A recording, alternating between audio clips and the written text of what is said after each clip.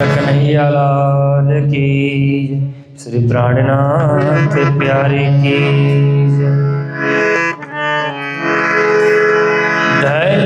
धनिये ते गुण तेरे देख के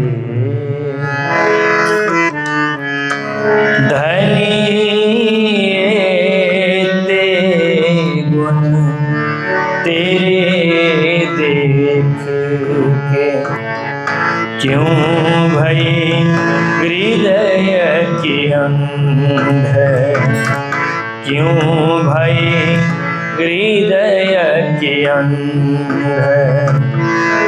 कई शाखे हृदय संग देले याही में रही फंद धनिये ते गुण तेरे देख के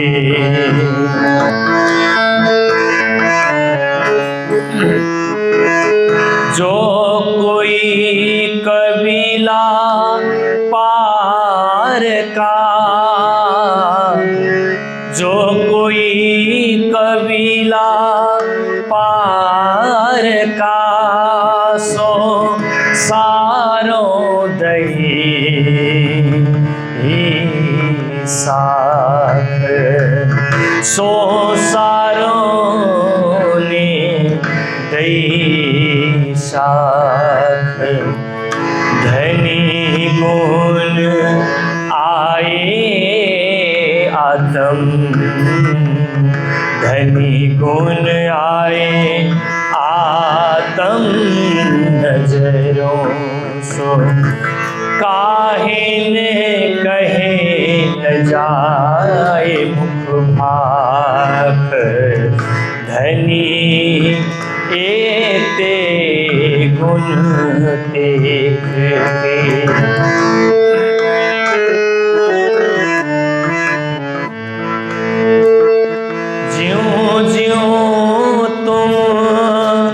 कृपा करिए ज्यों ज्यों तुम कृपा करिए मैं त्यों त्यों कहे अवगुण त्यों त्यों किए अवगुण तीन पर फिर तुम गुण किए तीन पर फिर तुम गुण किए मैं फिर किए बिगन फिर किए बिगन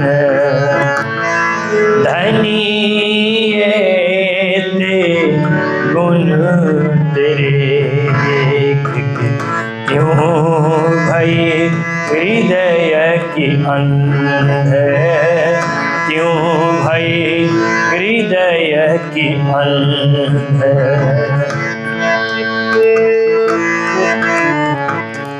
अब हुक्म होए धनी सो करूं अब हुक्म होए धनी सो करूं मेरा बल ना चले कछुइत मेरा बल ना चले कछुइत सुर खरो तुम करोगे पुकार कहे महमत पुकार कहे महमत धनिये ते गुण तेरे देख के क्यों भई हृदय की अंध क्यों भई हृदय की अंध क्यों भई हृदय की अंध, क्यों भई हृदय की अंध। श्री प्राणनाथ प्यारे की हुई न होशी कबहूँ, हमें धनिये ऐसी शोभा दई।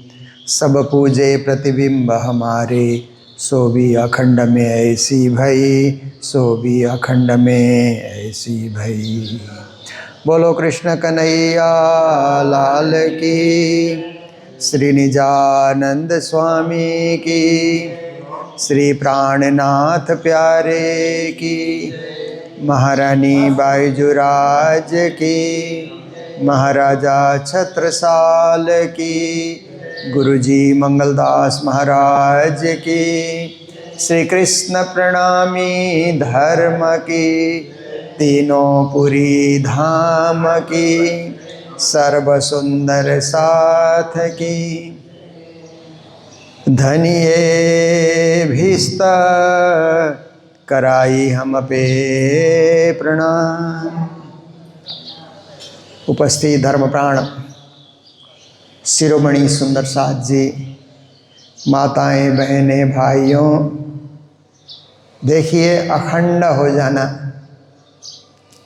इसके लिए हमारे धर्म ग्रंथों में 3 शब्द मिलते हैं: मुक्ति, मोक्ष, निर्वाण। अखंड होने के लिए, आत्मा को अखंड धाम से जोड़ने के लिए, आवागमन से रहित होने के लिए, न स पुनरावर्तते, पुनरागमन न हो, ऐसी स्थिति को मुक्ति कहा जाता है। मुक्ति प्राप्त करना, मुक्त हो जाना। जैसे मुक्त, बद्ध, मुमुक्षु, मुक्त, ऐसे करके भागवत में 3 शब्द आए हैं। बद्ध जीव, मुमुक्षु जीव, मोक्ष प्राप्ति करने वाले जीव। अब आप देखिए, ये दरवाजा थोड़ा, तो देखिए कि बद्ध कहते हैं तो जो माया में बंधे हुए हैं, घर में, परिवार में, मोह में, माया में, दुनियादारी में, धन के लोभ में, पद के लोभ में, ऐसे लोगों को बद्ध कहा जाता है। छोड़ना ही नहीं चाहते। छोड़ करके कोई दिन मंदिर जाओ, तीर्थ जाओ, कथा में जाओ, उत्सव में जाओ, कुछ उनसे नहीं होता है, बद्ध है वो। जब से बंधे तब से बंधे हैं, और तब तक बंधे रहेंगे जब तक शरीर न छूट जाए। ऐसे जीवों को बद्ध जीव कहा जाता है। उनको प्रवचन से कुछ लेना न देना, तीर्थों से, मंदिरों से, धर्म ग्रंथों से, गुरुजनों से कोई प्रयोजन नहीं है। बस अपने माया में बंधे हुए हैं। घर व्यापार, घर खेती, घर खेती, घर खेती, घर व्यापार, घर व्यापार, ऐसे खेती वाला खेती किए जा रहा है, व्यापार वाला व्यापार किए जा रहा है। या घर नौकरी, घर रहता है, नौकरी करता है, इतना ही। बद्ध जीव उसको कहा जाता है। उससे कुछ उत्तम, उससे कुछ बेहतर जो लोग होते हैं उनको मुमुक्षु कहा जाता है। मोक्ष की इच्छा रखने वाले, मोक्ष की अभिलाषा रखने वाले, कुछ आत्मा के विषय में भी सोचने वाले कि आत्मा तत्व है तो उसको कैसे अखंड किया जाए कि इस आत्मा को बार बार ये दुनिया का चक्र, जन्म मृत्यु का चक्र काटना ना पड़े, तो उसके विषय में कुछ सोचते हैं, चिंतन करते हैं, आत्मा धर्म को कुछ समझते हैं। और एक है मुक्त। मुक्त का अर्थ होता है कि है दुनिया में, रहता है दुनिया में, पर दुनिया से उसको मोह नहीं है। खाता यही है पर मोह नहीं है। घर है, ज़्यादा मोह नहीं है तो भी परसेंटेज वाइज कम, बहुत कम है। सब कुछ है परंतु मोह नहीं है, निर्मोही। तो ऐसे निर्मोही स्थिति में रहते हैं, उनको मुक्त पुरुष कहा जाता है। तो आप देखिए ये 3 शब्दों में मुमुक्षु में मोक्ष की अभिलाषा रखने वाला व्यक्ति, मुक्त का अर्थ होता है मुक्ति प्राप्ति चाहने वाला। तो आप देखिए कि 14 लोक के अंतर्गत जो सतलोक है, जहाँ पर 3 पुरियाँ बनी हुई है ना, ब्रह्मा विष्णु महेश की 3 पुरियाँ हैं। बीच में वैकुंठपुरी है, विष्णु भगवान रहते हैं। एक तरफ कैलाशपुरी है, एक तरफ ब्रह्मपुरी है, जहाँ ब्रह्मा जी रहते हैं, शिव जी रहते हैं, और उनके भक्तों को वहाँ मुक्ति दिया जाता है। सालोक्य मुक्ति, फिर सारूप्य मुक्ति, सामीप्य मुक्ति, सायुज्य मुक्ति। आप देखिए 4 प्रकार की मुक्ति बताई जाती है ना।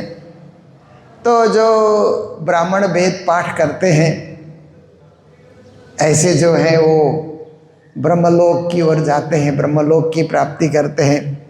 और जो पुराणों की कथाएं सुनते हैं, पौराणिक परंपरा से जुड़े हैं, भगवान विष्णु की भक्ति करते हैं, वो वैकुंठ लोक को जाते हैं। और भगवान शंकर की उपासना करने वाले वो भी बहुत है, उनकी संख्या भी बहुत ज़्यादा गिनी जाती है, वो कैलाश को प्राप्ति करते हैं। पर कब तक?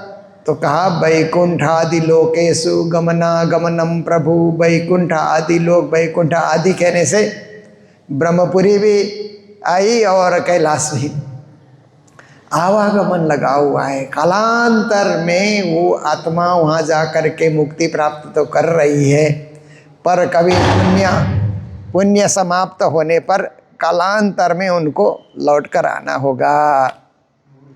तो आप देखिए कि आवागमन तो लगा हुआ है ही है। तो आप मुक्ति प्राप्ति किए, परंतु कभी न कभी फिर दुनिया में आना पड़ा। तो फिर आप देखिए कि उससे आगे और एक पद है, उसको निर्वाण कहते हैं। निर्वाण, जैसे जैन धर्म में, बौद्ध धर्म में, संन्यास मत में भी निर्वाण शब्द का प्रयोग किया जाता है। वो क्या है कि आत्मा को निराकार में, शून्य में विलीन कर देना। शून्य ही ब्रह्म है, निराकार ही ब्रह्म है। ऐसे निराकार ब्रह्म में आत्मा को विलीन कर देना, जैसे बादल उड़ते उड़ते आकाश में जा कर के विलीन हो जाता है ना, उसका अस्तित्व खत्म हो जाता है। ऐसे ही व्यापक ब्रह्म में, निराकार ब्रह्म में अपने आत्मा को ले जा कर के विलीन कर देना, उसको निर्वाण कहते हैं। वो भी एक तरह से मुक्ति ही है। पर उससे आगे जब बेहद की भूमि आती है, ये बीच में तो निराकार की भूमि हुई, ये 14 लोक की भूमि हुई। 14 लोक की भूमि को शुद्ध साकार कहा जाता है ना। फिर बीच में निराकार की भूमि आ गई, उससे परे बेहद की भूमि आई। फिर तो बेहद की भूमि में जो पहुंचता है वो मोक्ष की प्राप्ति करता है। और मोक्ष पाने के बाद, ऐसे तो मुक्ति और मोक्ष में बहुत भेद शास्त्र भी नहीं करते हैं, संत भी नहीं करते हैं, पर मुक्ति के क्षेत्र से लौट लौट करके आना पड़ेगा। तो ऐसा मोक्ष हो जाए कि आना ही न पड़े, तो उस ओर बेहद की भूमिका में जो जाएगा, बेहद में जैसे आप देखिए प्रणव ब्रह्म है, अव्याकृत ब्रह्म है, गौलोक धाम है, सबलिक धाम है, केवल धाम है, सत्स्वरूप धाम है, धाम ही धाम है। कई सारे धाम है जहाँ पर 8 प्रकार की मुक्ति बताई जाती है। तो 8 प्रकार का मोक्ष बताया जाता है, आवागमन से रहित, जिसको प्राणनाथ जी ने भीस्त भी कहा, बहिस्त भी कहा। शब्द एक ही है, अखंड हो जाना, वाहिदत को पाना, अद्वैत को पाना, अखंड हो जाना। तो ये सब बातें क्या है कि ज्ञान की बातें हैं, समझदारी की बातें हैं। तो आज की चौपाई में श्री जी महाराज कहते हैं, धनिये भीस्त कराई हम पे। धाम धनी पूर्ण ब्रह्म परमात्मा ने मुझे 8 प्रकार के मोक्ष के जो स्थान हैं उनको कायम करने की या उनके द्वार खोलने की उन्होंने मुझे जो है कृपा की, उनका आदेश हुआ। तो वो 8 बहिष्ठ को मैंने जाहिर कर दिया, प्रकट कर दिया है। तो 8 बहिष्ठ या 8 मोक्ष के स्थान हैं वो परम धाम के अंतर्गत नहीं है, 25 पक्ष से बाहर हैं। तो कभी कभी लोग चर्चा नहीं सीखते हैं ना परम धाम का, तो वो 50 करोड़ योजन का वो गोलाकार में परम धाम बना हुआ है। तो लोग कहते हैं उससे बाहर क्या है फिर, तो बताया जाता है बेहद भूमि है, उससे बाहर बेहद भूमि है। जो हम प्रणव से लेकर के जो आगे जा रहे हैं ना चल करके, वही बेहद भूमि, परम धाम से बाहर निकलने से वही बेहद भूमि मिल जाती है। तो आप देखिए कि बेहद भूमि में 8 बहिष्ठ निर्धारित किए गए हैं और बीच में जो है गोलाकार में वो 25 पक्ष परम धाम है। वो परम धाम अलग है, बेहद भूमि अलग है, पर अलग कहने से भी एक दूसरे के साथ जुड़ाव बना हुआ है। व्यवस्था अलग अलग है, जैसे नेपाल की व्यवस्था अलग है, भारत की व्यवस्था अलग है, चीन की व्यवस्था अलग है ना, है तो भूमि तो सब जुड़ी हुई है। नेपाल से हम आते हैं तो बीच में एक नदी है, पर भूमि का जुड़ाव तो बना हुआ है ना, ऊपर से पानी बहता है, नीचे से तो भूमि जुड़ी हुई है। ऐसे ही आप देखिए चाइना जाएंगे तो बीच में हिमालय है, हिमालय से उस तरफ चाइना है, इस तरफ भारत है, परंतु भूभाग तो एक ही है, भूखंड एक ही है। तो इस तरह से उस बेहद भूमि में परम धाम भी है, 25 पक्ष भी है। तो परम धाम में कौन जाता है? परम धाम में ब्रह्म सृष्टि जाती है, परम धाम में ईश्वरी सृष्टि जाती है, क्योंकि अक्षरधाम भी परम धाम के अंतर्गत ही है। और परम धाम में ब्रह्म सृष्टि के द्वारा जगाई हुई जो उत्तम जीव सृष्टि है वो भी परम धाम में जाती है। ईश्वरी सृष्टि द्वारा जगाई हुई उत्तम जो जीव है वो भी परम धाम जाते हैं। इतने को परम धाम में जगह है। तो उनकी संख्या 14 करोड़ 40 लाख बताई जाती है। 12 ब्रह्म सृष्टि 12,000, 24,000 ईश्वरी सृष्टि, बाकी सबको मिला करके 14 करोड़ 40 लाख और 25 पक्ष परम धाम में रहते हैं। फिर आप देखिए कि इनके लिए परम धाम जाने के लिए तारतम, तारतम एक ऐसी चाबी है कि परम धाम का दरवाज़ा खुल जाता है। वो की है, मास्टर की है, उससे परम धाम का दरवाज़ा उनके लिए खुल जाएगा। बाकी के लिए बेहद भूमिका में अष्टमोक्ष निर्धारित किया गया है। तो ब्रज और रास में आप देखिए कि ब्रह्म सृष्टि की सुरता को जिन जीवों ने धारण किया, अब लीला ऐसी है कि आराम से समझना है तो ऐसा सोचना चाहिए कि घोड़े के ऊपर कोई आदमी चढ़ता है ना, घुड़सवारी बोलते हैं ना, घुड़सवारी बोलते हैं, तो उससे हम अच्छी तरह समझ सकते हैं कि घोड़ा अलग जीव है, आदमी अलग जीव है, पर कर क्या लिया कि आदमी घोड़े पे सवार हो गया।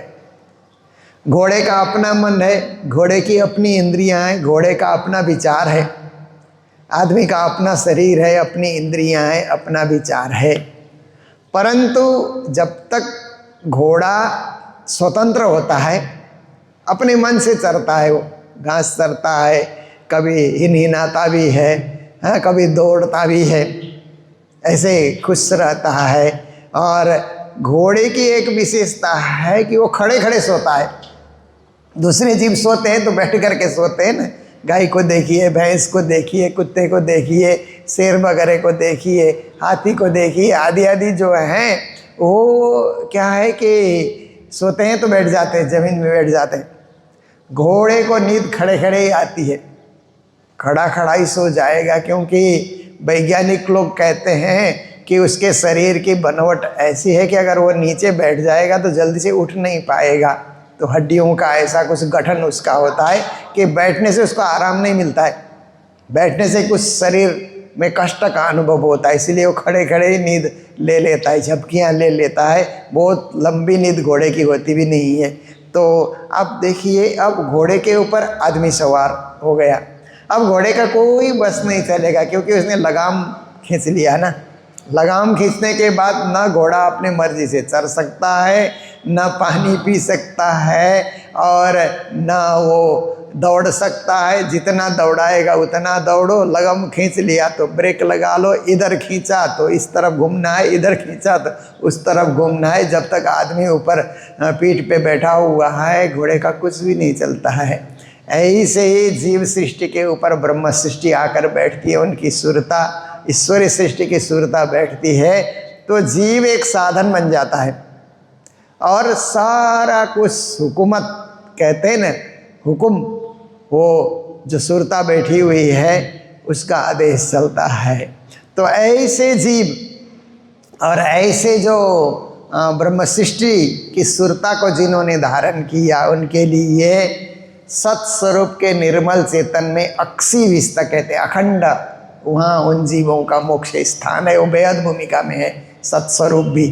और सत्स्वरूप के महाकारण में ईश्वरीय सृष्टि ने जिन जीवों पर सवार होकर के खेल देखा, उनके लिए वो मोक्ष स्थान बताया गया है।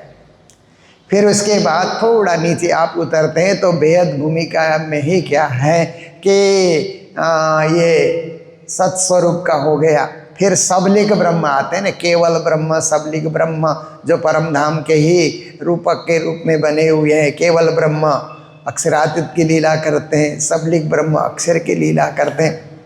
तो अब देखिए, सबलिक के निर्मल चेतन में हुकुम के स्वरूप, परमात्मा के हुकुम से जो अवतरित होते हैं इस दुनिया में, वो हुकुम के स्वरूप का मोक्ष स्थान है। फिर महाकारण में रास में जिन जीवों ने लीला की, ब्रह्म सृष्टि की सुरता धारण करके, उनके लिए वो मोक्ष का स्थान हो गया। अखंड महारास, जो केवल के स्वामिनी में जो लीला हुई उसको अखंड कर दिया गया। फिर आप कारण शरीर में देखते हैं तो ब्रज लीला को अखंड किया गया है। जो ब्रज 84 कोष में श्री कृष्ण ने लीला की, वो आज भी वहाँ अखंड है। इतना होने के बाद अभी क्या हो गया कि 3 ये अखंड मोक्ष स्थान हो गए, 2 पहले हो गए तो 5 हो गए, बचे 3। वो अव्याकृत में, वो भी बेहद भूमिका में है। अव्याकृत में, अव्याकृत के महाकारण में पंचवासनाओं का मोक्ष स्थान है। पंचवासना जिनको क्या कहा जाता है, सुखदेव हैं, हाँ, सनकादिक हैं, फिर विष्णु भगवान हैं, शिव जी हैं, और इधर आकर के संत मत में कबीर कहा जाता है। ये पंचवासना हो गए। फिर कारण शरीर में अव्याकृत के आते हैं तो ऋषि महर्षियों का मोक्ष स्थान है, जो त्याग तप जप तप करते रहे से मुनि, ऋषि मुनि महात्मा, आज भी कई लोग त्याग तप करते हुए मिलते हैं, उनके लिए मोक्ष स्थान है। और फिर अव्याकृत के स्थूल में सारी दुनिया, आम खलक का मोक्ष स्थान कहा जाता है। समस्त दुनिया के मोक्ष की कामना रखने वाले, मोक्ष पाने की इच्छा रखने वाले जगत के जीव कि हम मोक्ष को पाएं। बहुत सब लोग तो नहीं रखते हैं ना, सब लोगों को मोक्ष से लेना देना नहीं होता है। वो तो दुनियादारी में है, बस मर जाएंगे इतना ही सोचते हैं।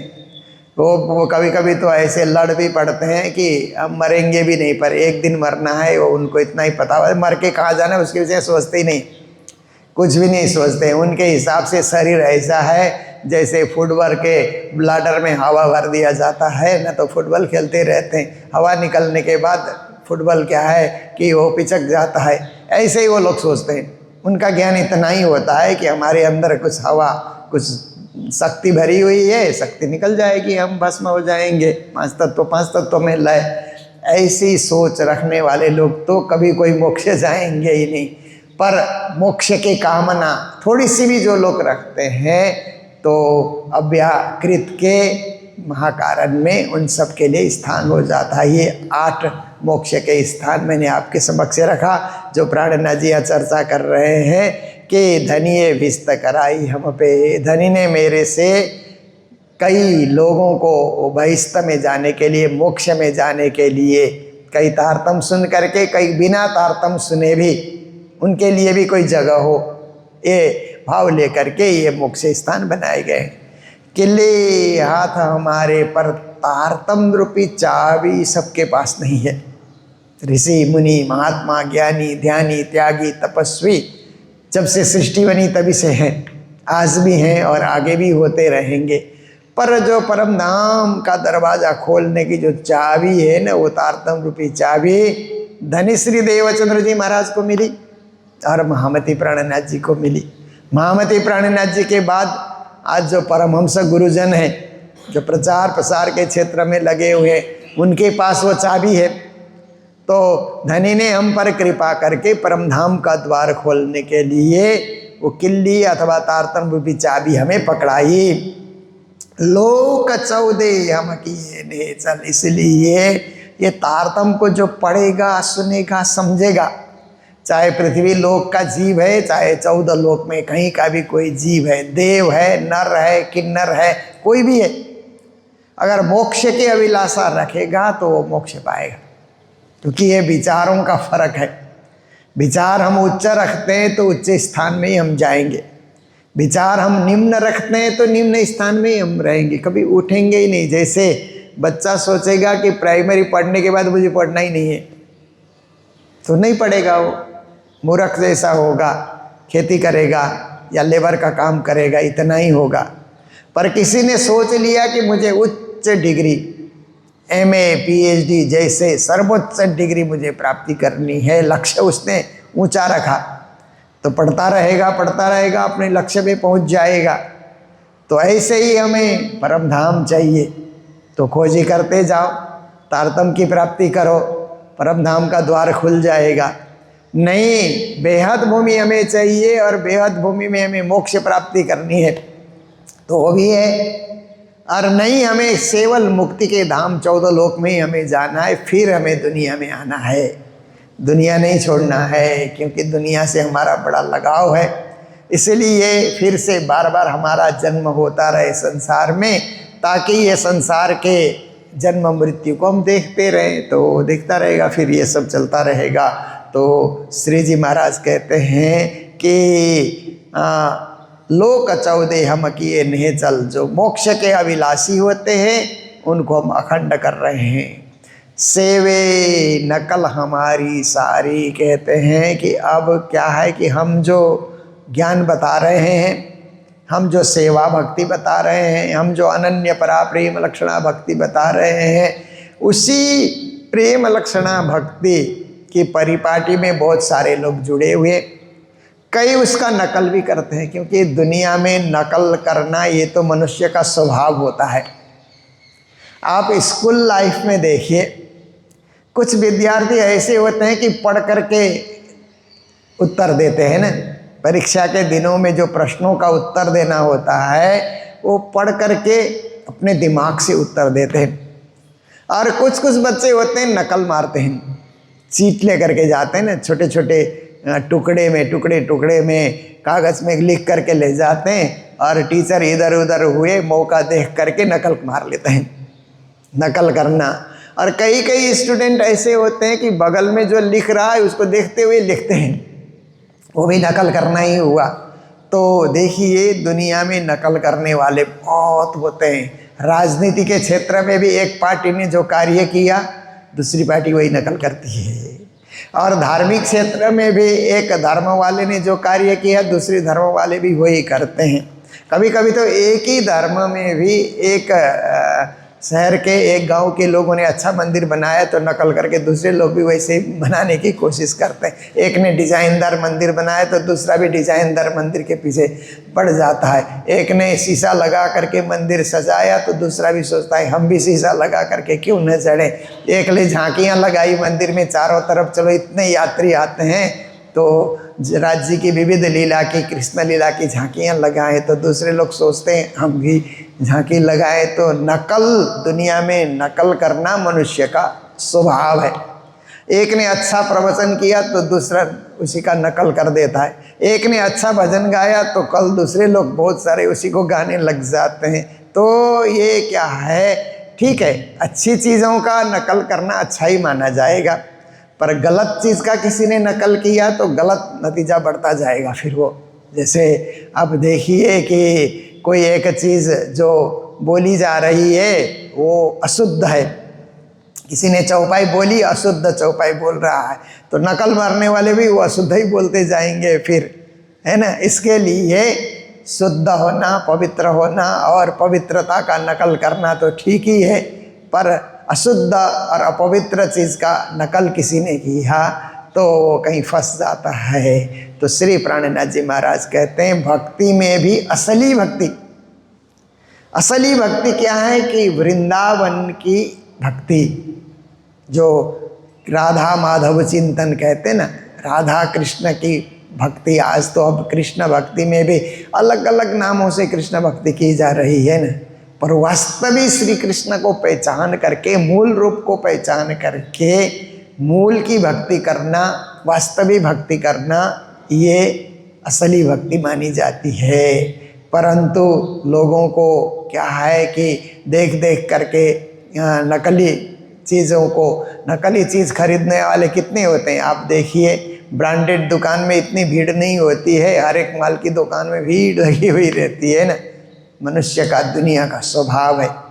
पर ज्ञानी लोगों को असली चीज़ को पकड़ना चाहिए, वास्तविकता से जुड़ करके रहना चाहिए। ये प्राणनाथ जी की शिक्षा है। और कहते हैं कि हमने जो कार्य किया, हमने जो मार्ग निर्देश किया, उसका नकल भी बहुत लोग कर रहे हैं। पर अब क्या है कि हमने तो जो सेवा भक्ति बताई वो असली है, परम धाम की भक्ति है।